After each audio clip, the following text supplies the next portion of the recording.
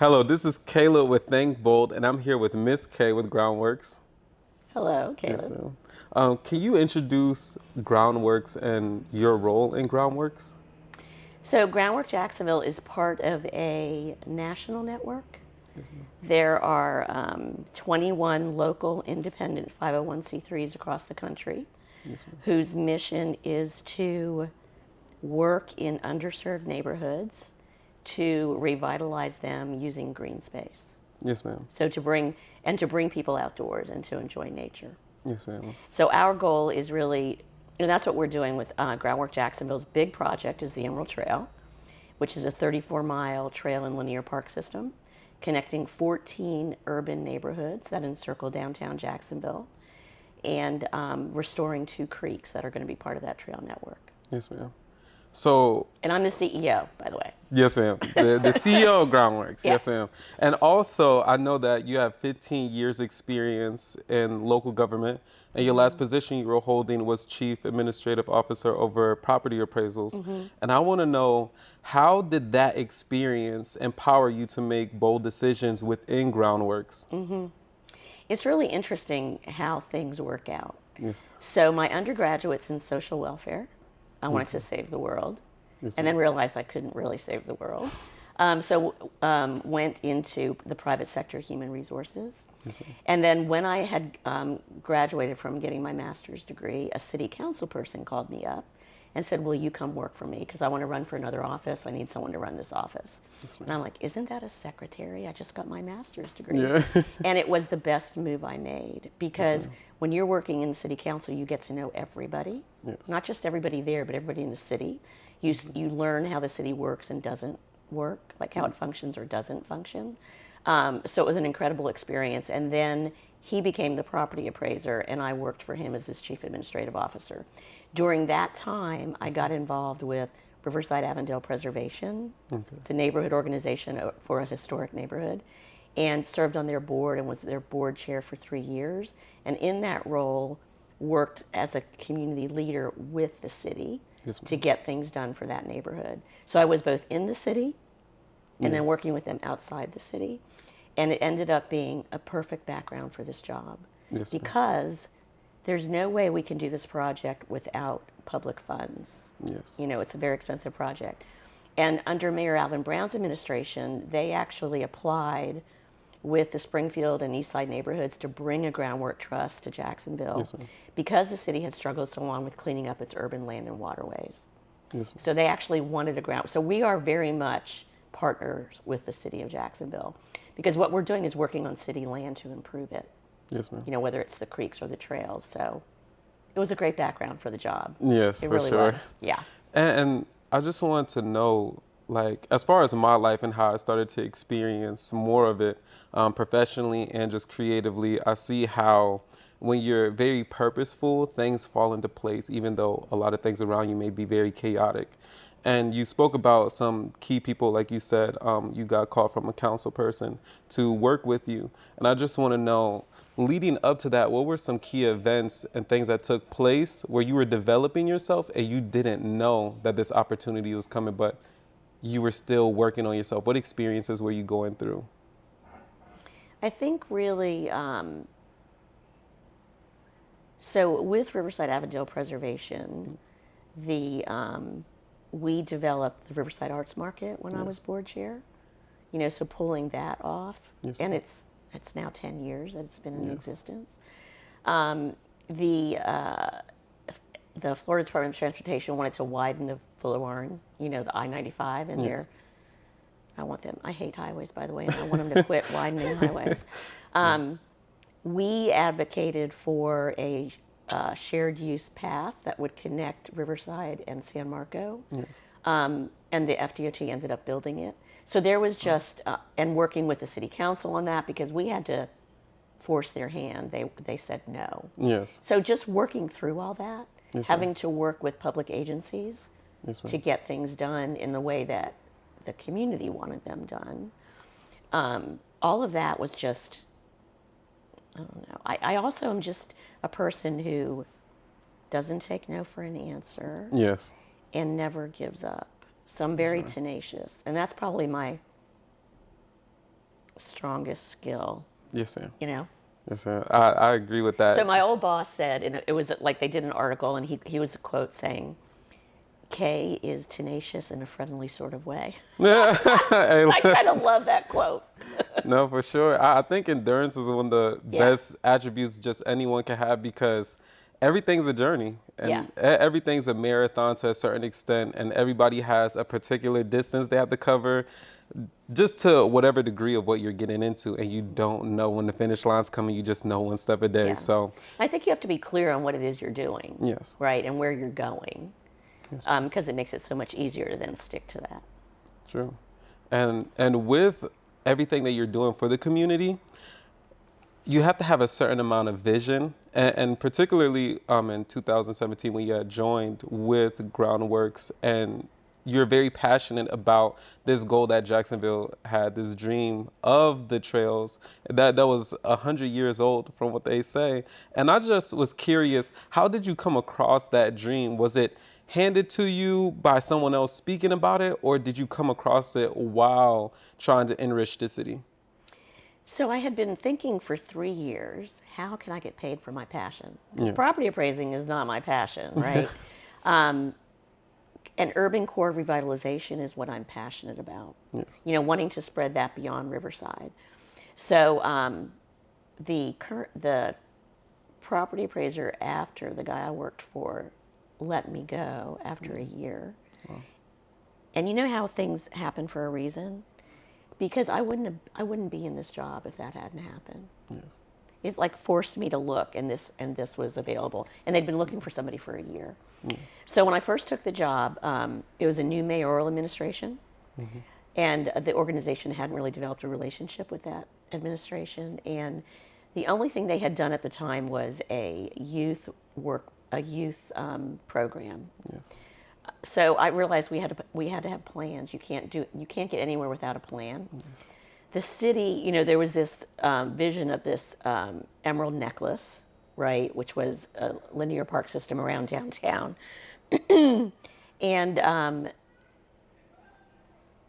the city was also like exploring doing a trail system. Yes.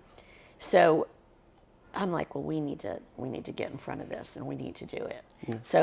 So we said we would do it. We raised private dollars, pulled together a steering committee, brought in the Path Foundation out of Atlanta, who had 25 years of trail planning, design, and construction experience to Yes. help us put together a master plan.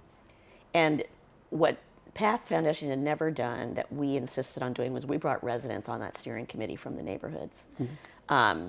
So that, because our goal is that these are their neighborhoods, not ours. Yes. I mean, I come from a neighborhood leadership perspective, right? I don't want the city telling me what we should or shouldn't do in our neighborhood. Yes, Like ma'am.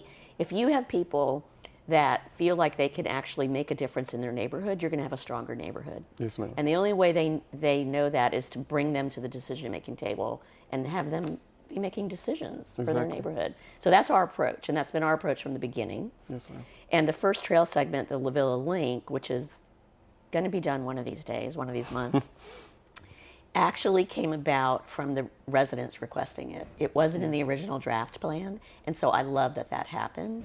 But we kind of just, and then we totally blew up the original vision of the Emerald Necklace Yes, ma'am. to be much larger. I think it was 14 miles. We're doing 34, and we're just connecting all of the original urban core neighborhoods. That right there is massive. Not just in scale, of course, but just that vision, And I want to ask too, what is your creative approach when it comes to turning this vision and these visions that not only the community has, but you approaching the community? What are your first steps that you take when turning that into reality for the community? So, well, we hire a design firm. We're not the experts, we hire experts. Yes, ma'am. Although I now have a landscape architect and an arborist on staff, which is really, really helpful. Yes, ma'am. And then we sit down with the community. So the trail master plan has the route that the trail is going to go, Yes, ma'am. and it has design standards. But what we're finding is we're increasing those standards. Yes. So there's going to be 12 feet wide. We're doing 14.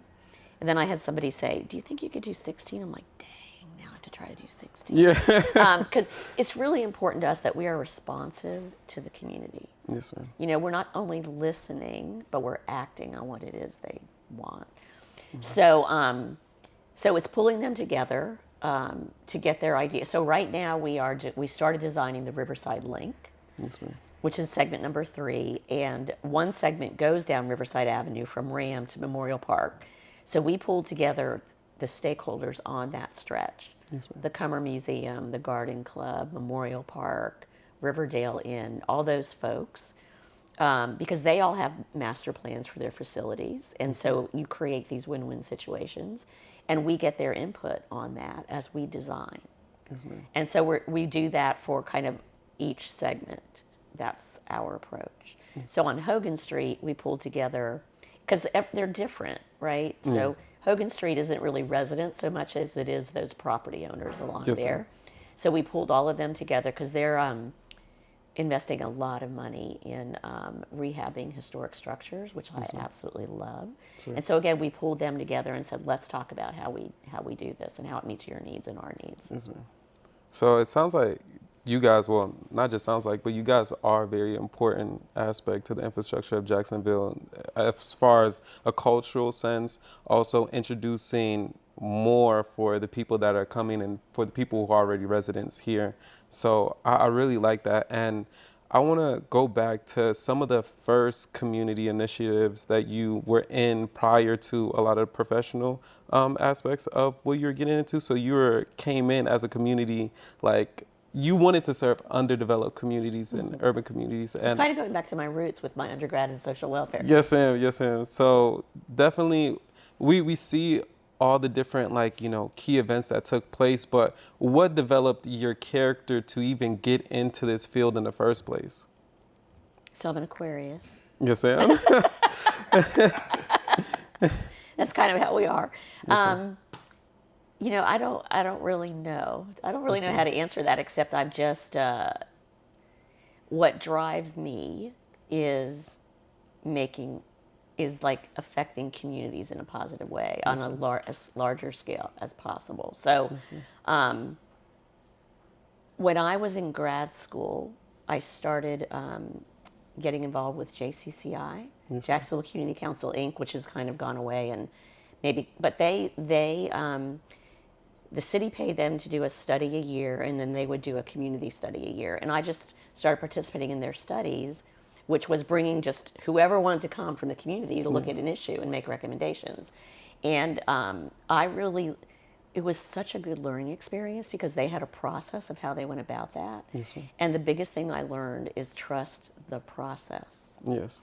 Because if you put a process in place and you're bringing everyone together, you go through it, you will get to the right place. Yes, ma'am. And that's kind of, I preach that to my staff all the time. Yeah. And at first they're like, what the hell does that mean? But they start to understand it, right? Yeah. So if you're intentional and you're saying, we're working with community to do this, and Yes.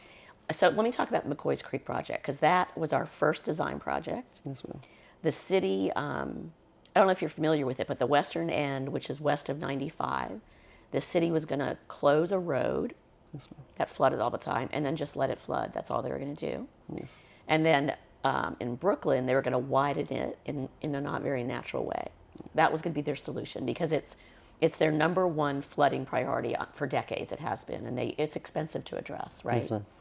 So the fact that they were going to do it is great. We asked if we could design it because we knew there were so many more benefits you could get out of that. Yes. They said, okay, we're not guaranteeing you we're going to accept that design.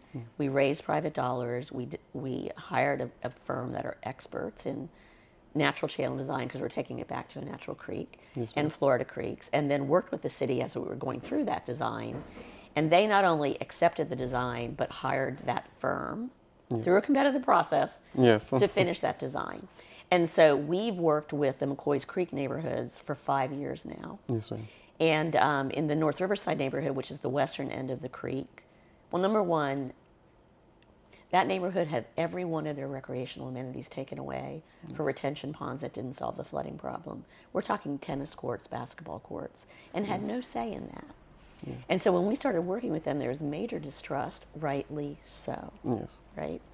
And so At this point, though, and there's a community development corporation there that wasn't functioning at a high level, no paid staff, that we started working with, and so they've added more board members. Mm-hmm. We got a grant that's going to give them money to hire an executive director, but they're going to go through board training before that. We started a home repair program. Yes, ma'am. We got the money. We're paying the bills, but they designed the program. They're managing it, and we secured money to repair 46 homes That's amazing. because and help them develop a 10-year neighborhood vision. Yes, ma'am. And they're prioritizing housing because I didn't realize that green projects lead to gentrification, which can be okay, but not if it displaces people. True. And so if people get displaced, that's the opposite of Groundwork Jacksonville's mission. Yes, ma'am. So to me, I always say the trail building is easy. Preventing displacement is the hardest part. Yes, That's ma'am. the hard part. But we have United Way in there. We've got a grant from the Jeff Bezos Environmental Fund for that. Because that's step one, Yes, like ma'am. keeping people in their homes, educating them.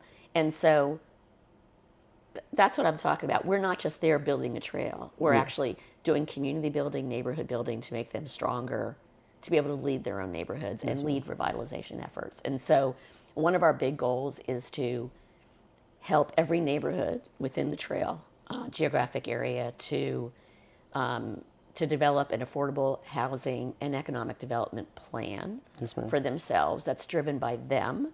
Yes, ma'am. And then all of us, everybody in the universe, makes that plan happen. Yes. So it's coming from them, it's theirs. Sure.